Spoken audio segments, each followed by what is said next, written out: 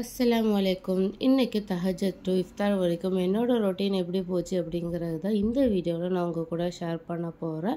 So video skip பண்ணாமல் பாருங்கள். நான் கரெக்டாக ஒரு 3:30 மணிக்கு அலாரம் வச்சுருந்தேன். ஸோ அந்த டைமில் எழுந்திரிச்சிட்டு ப்ரஷ்லாம் பண்ணிவிட்டு ஒது எடுத்துட்டு நேராக தஹஜத் தொழுகிறதுக்கு வேண்டி வந்துட்டேன். தஹஜத் தொழுதுட்டு கொஞ்சம் நேரம் திக்கர், அதுக்கப்புறம் குரான்லாம் ஓதிட்டு இருந்தேன். இன்னையோட பார்த்திங்கன்னா நான் டார்கெட் வச்சுருந்தேன் இல்லையா, 30 தூசி முடிக்கணும் 30 நாளில் அப்படின்னு. ஸோ அது இன்னையோடய நான் முடிச்சிருவேன். அல்ஹம்துலில்லாஹ். நான் முடிக்க முடியுமா முடியாதான்னு யோசிச்சுட்டு இருக்கும்போது எனக்கு ரொம்ப ஹாப்பியாக இருந்துச்சு முடிக்க போகிறோம் அப்படின்னு நினைக்கும்போது. ஸோ யாரெல்லாம் இந்த மாதிரி டார்கெட் வச்சு ஓதி முடிச்சிங்க அப்படிங்கிறத கீழே கமெண்டில் சொல்லுங்கள். ஸோ அதுக்கப்புறம் ஹஸ்பண்ட் தம்பி எல்லாத்தையும் எழுப்பிட்டு அவங்களுக்கெல்லாம் சாப்பாடு வச்சுட்டு நானும் அப்படியே சாப்பிட்டுட்டேன்.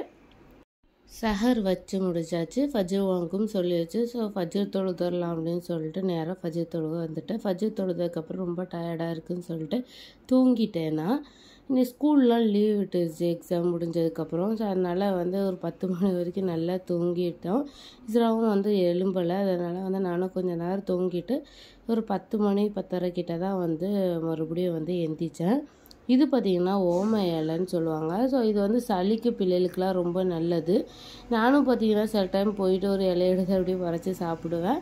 பிள்ளைகளுக்கு இதை ஹீட் பண்ணால் இதுலேருந்து ஒரு தண்ணி வரும். அதை பிள்ளைங்களுக்கு கொடுக்கும்போது அவங்களுக்கு சளி இருமல் அந்த மாதிரி எது இருந்தாலும் பார்த்திங்கன்னா சீக்கிரம் சரியாயிரும். அதுக்கப்புறம் இஸ்ராக்கு ராகி பவுடர் ராகி கூழ் மாதிரி பண்ணலாம் அப்படின்னு சொல்லிட்டு அது செய்யறதுக்கு வந்துட்டேன் பிரேக்ஃபாஸ்ட்டுக்கு. ஸோ கொஞ்சம் தண்ணி எடுத்துகிட்டு அதில் 2 ஸ்பூன் பனக்கல்கண்டு சேர்த்துருக்கேன். நான் இன்னொரு சீனி சேர்க்கலை பிள்ளைக்கு. பனக்கல்கண்டு பவுடர் 2 ஸ்பூன் போட்டுட்டு ஸ்ப்ரவுட்டட் ராகி பவுடர் 2 ஸ்பூன் போட்டிருக்கேன். 1.5 ஸ்பூன் கூட போடலாம், இல்லை 1 ஸ்பூன் பிள்ளைகள் சாப்பிட்ற கணக்குக்கு போட்டுக்கலாம். ஸோ இந்த ஸ்ப்ரவுட்டட் ராகியை பார்த்திங்கன்னா நான் இன்ஸ்டாகிராமில் ஒரு பேஜில் வாங்கியிருந்தேன். அவங்களோட இன்ஸ்டாகிராம் நேமை மேலே ஸ்க்ரீனில் கொடுக்குறேன், இல்லைனா கீழே டிஸ்கிரிப்ஷனில் அவங்களோட லிங்க்கும் அப்புறம் அவங்களோட காண்டாக்ட் நம்பரும் கொடுக்குறேன். உங்களுக்கு வேணும் அப்படின்னா போய் வாங்கிக்கோங்க. ஏன்னா அவங்க sprouted ragi powder, ragi malt, ragi cookies, அப்புறம் பிக்கிள்ஸ் இது எல்லாமே அவங்க இப்போ சேல் பண்ணிகிட்டு இருக்காங்க. உங்களுக்கு வேணும் அப்படின்னா நீங்கள் ஆர்டர் போட்டுக்கலாம். ஸோ நான் இந்த மாதிரி ஃபஸ்ட்டே நல்லா கலக்கிட்டு அதுக்கப்புறம் தான் அடுப்பில் வைப்பேன். அப்படி வைக்கும்போது பார்த்திங்கன்னா கட்டி பிடிக்காமல் இருக்கும். இதே அடுப்பில் வச்சுட்டு கலக்கும்போது பார்த்திங்கன்னா கட்டி கட்டியாக பிடிச்சிரும். அதனால் ஃபஸ்ட்டே நல்லா மிக்ஸ் பண்ணிவிட்டு பவுடர் நல்லா தண்ணியோடு மிக்ஸ் ஆகிற அளவுக்கு மிக்ஸ் பண்ணிவிட்டு அதுக்கப்புறம் அடுப்பில் இப்படி வச்சு இப்படி இதாக்கிட்டு இருந்தானா நம்ம ஒரு திக்கான கன்சிஸ்டன்சி வரும். சில பிள்ளைகள் திக்கான கன்சிஸ்டன்சியில் சாப்பிடும். இவெல்லாம் லைட்டாக கொஞ்சம் வாட்டர் மாதிரி இருந்தால் தான் சாப்பிடுவா. ஸோ அதனால் இந்த மாதிரி கன்சிஸ்டன்சிலே நான் ஆஃப் பண்ணிடுறேன். உங்கள் பிள்ளைகள் திக்காக சாப்பிடும் அப்படின்னா இன்னுமே கொஞ்சம் நேரம் நல்லா மிக்ஸ் பண்ணிகிட்டே இருந்தால் திக் கன்சிஸ்டன்சியில் வந்துடும். ஸோ இந்த மாதிரி இது இப்போ இப்படி இருக்குது. கொஞ்சம் ஆறுனதுக்கப்புறம் பார்த்தீங்கன்னா கொஞ்சம் ஹீட்லாம் போனதுக்கப்புறம் இன்னுமே கொஞ்சம் திக்காயிரும். அதனால் இந்த கன்சிஸ்டன்சிலே நான் அடுப்பை ஆஃப் பண்ணிட்டேன். ஸோ இந்த ஸ்ப்ரவுட்டர் ராகி பவுடர் பிள்ளைகளுக்கு பார்த்திங்கன்னா ரொம்ப நல்லது. பிள்ளைகள் ரொம்ப சத்து. இப்போவே நம்ம பிள்ளைகள் வளர்ந்துச்சுன்னா இதெல்லாம் சாப்பிடாதுவோ. இப்போவே நம்ம இந்த பிள்ளை 1 வயசு அதுக்கு கீழே இருக்க பிள்ளைகளுக்கு இப்போவே நம்ம இந்த மாதிரி ஹெல்த்தியான சாப்பாடு கொடுத்தா தான் அவங்களுக்கு அது போகும். ஏன்னா கொஞ்சம் வளர்ந்துட்டுன்னா பார்த்திங்கன்னா அதில் சாப்பிடவே மாட்டேங்குதுவோ. நீ ஃப்ரெஷ்லாம் சாப்பிடவே மாட்டிருக்கான். அப்புறம் நான் மத்தியானத்துக்கு பார்த்திங்கன்னா ரைஸ் வச்சுருக்கேன் இஃப்ராஸ்க்கும் இஸ்ராக்கும். ஸோ இந்த கவுனி அரிசி கூணு அப்படி சொல்லுவாங்க இல்லையா, ப்ரௌன் ரைஸ் மாதிரி இருக்கும் இல்லையா, ஸோ அதுதான் வச்சுருக்கேன். இஃப்ராஸ்க்கு உமா மக்ரோனி பண்ணியிருந்தாங்க. ஸோ அவனுக்கு மட்டும் தனியாக பண்ணியிருந்தாங்க கொஞ்சமாக. அதை அவனுக்கு கொடுத்துட்டேன். ஸோ 2 பேருக்கு பிரேக்ஃபாஸ்ட்டு கொடுத்தோன்னே இஸ்ரா எப்போவுமே பிரேக்ஃபாஸ்ட் சாப்பிட்டுட்டு கொஞ்சம் நேரம் விளையாடிட்டு அப்படியே தூங்கிடுவா. ஒரு ஸ்கூல் டைமில் எழுந்திரிச்சு இஃப்ராஸ் போனதுக்கப்புறம் தூங்குவோம். இப்போ லேட்டாக முடிச்சதுனால ஒரு 12:30 கிட்ட அவளுக்கு பயங்கரமாக தூக்கம் வந்துருந்துச்சு. சரின்னு உமா கையில் பிள்ளையை கொடுத்துட்டு பெட்டெல்லாம் ஃபுல்லாக தட்டி விட்டுட்டு அவளை தூங்க வைக்கலான்னு பெட்டெல்லாம் தட்டிகிட்டு இருந்தேன். அவள் தூங்குறதோடே சடன்னு வேலையை முடிச்சாதான் உண்டு. ஏன்னா அவள் எந்திரிச்சிட்டான்னா பார்த்திங்கன்னா கை மேலேயே தான் இருக்கணும், இல்லைன்னா அவள் பக்கத்தில் ஒரு ஆள் உட்காந்துட்டே இருக்க மாதிரி இருக்கும். ஒன்றும் உமா இல்லை நான் 2 பேரும் மாற்றி மாற்றி அவளை வச்சுக்கிட்டே தான் இருப்போம் அவள் எந்திரிச்சிட்டா. அதனால வந்து அவள் தூங்குறதோடய வேலையை சட சடன்னு முடிச்சிடலான்னு சொல்லிட்டு அவளை தூங்க வச்சோடனே நேரம் வந்து மிஷினில் துணியை போட்டிருந்தேன்.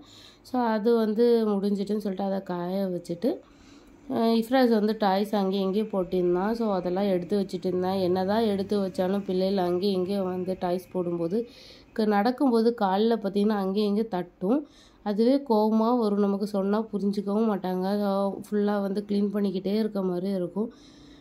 இஸ்ரா முழிச்சிட்டா அவள் வந்து இப்போ டாய்ஸ் அதிகமாக விளாடுறது இல்லை. இவன் வந்து லீவ் விட்டுட்டு இல்லையா, ஸோ அங்கேயும் இங்கேயுமா டாய்ஸ் இருக்கும். நான் எடுத்து எடுத்து வைக்கிறது தான் ஒரு வேலையாகவே இருக்கும் எனக்கு.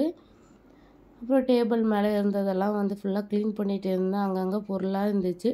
சரி எல்லாத்தையும் க்ளீன் பண்ணிடலான்னு சொல்லிட்டு எல்லாத்தையும் எடுத்து வச்சு க்ளீன் பண்ணிட்டு இருந்தேன். வீட்டெல்லாம் க்ளீன் பண்ணிவிட்டு வீட்டை வந்து கூட்டி தொடச்சிட்டேன். அதுக்கப்புறம் வந்து துணிலாம் இருந்தது. இஸ்ராவோட பர்த்டே ட்ரெஸ்லாம் வந்து துவைச்சிருந்தேன். அது மடிக்கணும்னு நினச்சிட்டு தான் அங்கேயும் இங்கேயும் கடந்தது. அதை எல்லாத்தையும் வந்து அது ரெண்டையும் மடித்து வச்சுட்டு துணியெல்லாம் அங்கே டவல்லாம் அங்கேயும் இங்கேயும் இருக்கும் இல்லையா, ஸோ அதெல்லாம் வந்து இதை கொடியில் போட்டுட்டு கொஞ்சம் பாத்திரம் இருந்தது. சரி அவள் முழிக்கிறதுக்குள்ளே இதையும் கழுவிடலாம் அப்படின்னு சொல்லிட்டு கழுவிட்டு இருந்தேன். கிச்சன் பக்கத்தில் ரூம் இருக்கிறதுனால அவள் ஏதாவது லைட்டாக ஒரு சவுண்டு கேட்டால் கூட டக்குன்னு முழிச்சிருவா. ஸோ கிச்சன் கதவை சாத்திட்டு இஃப்ராஸை வந்து கொஞ்சம் நேரம் பார்த்துக்கோன்னு சொல்லிட்டு அவனை பார்த்துக்க வச்சுட்டு டக்குன்னு வந்து பாத்திரம் கழுவத்துக்கு வேண்டி வந்துட்டேன். ஸோ வந்து இதை பாத்திரம் எல்லாத்தையும் ஃபுல்லாக வந்து கழுவி முடிச்சுட்டு இஃப்தாருக்குள்ளே வேலை அம்மா பார்த்துட்டு இருந்தாங்க. சைடில் வந்து நான் பாத்திரம்லாம் கழுவிட்டு இருந்தேன். இன்றைக்கி வந்து வாட்டர்மெலன் வந்து வெட்டிட்டு ஜூஸ் பண்ணதுக்கு வெட்டிட்டு இருக்கும்போது இஃப்ராஸ் கேட்டான். ஸோ அவனுக்கு வெட்டி கொடுத்துட்டு இன்றைக்கி வந்து ஜூஸ் வந்து வாட்டர்மெலன் ஜூஸாக வந்து பண்ணியிருந்தோம். அதுக்கப்புறம் இஃப்தாருக்கு எல்லாத்தையும் எடுத்து வச்சுட்டு மஹரிப் வாங்க சொல்லிடுச்சு. நோன்பு வந்து திறந்ததுக்கப்புறம் நேராக வந்து மஹரிப் தொழுவத்துக்கு வேண்டி போயிட்டேன். தொழுததுக்கப்புறம் இஃப்ராஸ்ட்டை வந்து துணிலாம் வந்து மடிக்க வேண்டியது இருந்தது. அது எல்லாத்தையும் வந்து மடித்து வச்சிடலான்னு சொல்லிட்டு அது மடிச்சுட்டு இருந்தேன்.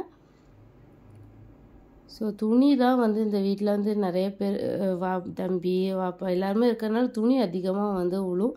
அதை வந்து துவைக்கிறதும் மடித்து வைக்கிறதும் இதுதான் அதிகமாக வேலையாக இருக்கும் இந்த வீட்டில்.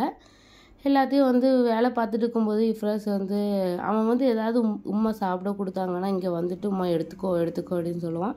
இது மாதிரி இன்றைக்கி வந்து முந்திரி பழத்தை எடுத்துகிட்டு வந்து சாப்பிடுன்னா. ஸோ அதை சாப்பிட்டுக்கிட்டே அப்படி வந்து வேலையை பார்த்துட்டு இருந்தேன். எப்போவுமே பார்த்திங்கன்னா ஒரு டேபிள் இருந்துச்சுன்னா அந்த டேபிள் ஃபுல்லாகவே வந்து ஜாமாவாக தான் இருக்கும். என்ன தான் க்ளீன் பண்ணிவிட்டு ஒரு 1 மணி நேரம் 2 மணி நேரம் கழித்து பார்த்தா அந்த டேபிள் ஃபுல்லாக டிப்பா அதுக்கப்புறம் அயன் பண்ணுற டேபிள் ஃபுல்லாகவே வந்து திங்ஸாக தான் இருக்கும். எப்படிடா வருது இப்போ தானே க்ளீன் பண்ணோங்கிற மாதிரி இருக்கும். பிள்ளைகள் இருக்க வீட்டில் இப்படி தான் இருக்கும் அப்படின்னு சொல்லிட்டு உம்மா ஒரே சொல்லிகிட்டு இருப்பாங்க. சரி இருந்தாலும் நமக்கு கொஞ்சம் க்ளீனாக இருந்தால் வந்து கொஞ்சம் பார்க்க வந்து நல்லாயிருக்கும். வீடு க்ளீனாக இருந்தால் அதுக்கு வேண்டியே நான் வந்து சுற்றி க்ளீன் பண்ணிகிட்டே இருப்பேன். இந்த கபோர்ட் மேலே எப்போவுமே வந்து டஸ்ட்டு வந்துகிட்டே இருக்கும். ஸோ அது வந்து க்ளீன் பண்ணிட்டு இருந்தேன். ஃபுல்லாக வந்து எடுத்துகிட்டு தொடச்சிட்டு டாய்ஸ் வச்சு வந்து அரேஞ்ச் பண்ணிடுவோம். அந்த இடம் சும்மா இருக்கிறதுனால டாய்ஸ் வைக்கும்போது கொஞ்சம் நல்லாயிருக்கும். ஸோ அதுக்கப்புறம் வந்து இஷா தொழுதரலாம் அப்படின்னு சொல்லிட்டு இஷா தொழுவதுக்கு வேண்டி வந்துட்டேன். இஷா தொழுதுட்டு குரான் வந்து ஃபுல்லாகவே வந்து கம்ப்ளீட் பண்ணிட்டேன் அல்ஹம்துலில்லாஹ். ஸோ நான் டார்கெட் பண்ணி ஓதுனேன். ஸோ அதே மாதிரி நீங்களும் ஓதுனீங்களா அப்படின்னு கீழே கமெண்டில் சொல்லுங்கள். நைட்டு சாப்பாடு பார்த்திங்கன்னா இட்லியும் தக்காளி சட்னியும் அம்மா பண்ணியிருந்தாங்க. ஸோ அதை சாப்பிட்டுட்டு போய் தூங்கியாச்சு. இந்த வீடியோ இதோட நான் முடிச்சுக்கிறேன். இந்த வீடியோ உங்களுக்கு பிடிச்சிருந்தா லைக் அண்ட் ஷேர் பண்ணுங்கள். அண்ட் மறக்காமல் என்னோட சேனலை சப்ஸ்கிரைப் பண்ணாமல் பார்த்துட்டு இருக்கீங்கன்னா சப்ஸ்கிரைப் பண்ணிக்கோங்க.